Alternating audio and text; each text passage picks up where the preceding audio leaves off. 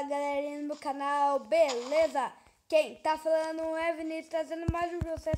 E dessa vez, galera, eu tô trazendo um vídeo pra galera ensinando a mudar de cor da ovelha. Calma aí, só deixa eu matar isso aqui, porque eu tô muito bravo.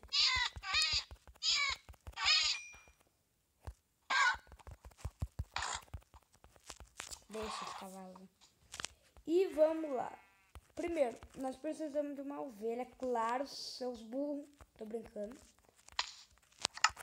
E precisamos de qualquer cor aqui. Por isso que eu vou pegar... Cadê ela? Cadê? Aqui. E só fazer isso aqui, ó. Opa, calma aí. Aí, ó. Só encostar, segurar nela que ela muda de cor. Ó, tipo, eu quero fazer ela bem maneirinha e pôr ela... Cadê você? Ela bem preta. Daí é só vir aqui para ela e botar pra quebrar nela. Ó, tipo, você quer uma cor e ela é cor azul.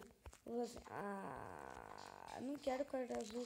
Daí é só, sei lá, bolsa de tinta, mudar a cor que você quer.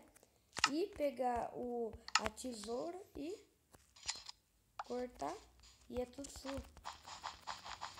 Entendeu, velho? É muito simples. Aí, eu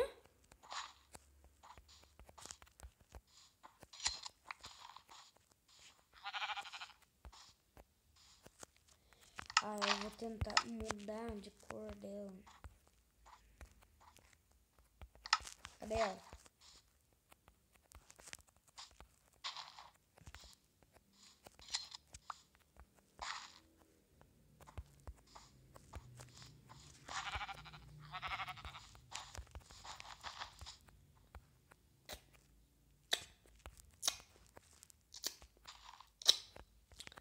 Então esse vídeo vai ficar por aqui. É bem curtinho porque é só ensinar a fazer uma merda. É uma merda, mas só pra ensinar mesmo. E não se esqueça de dar o tapão no gostei e se inscrever. Falou, tchau!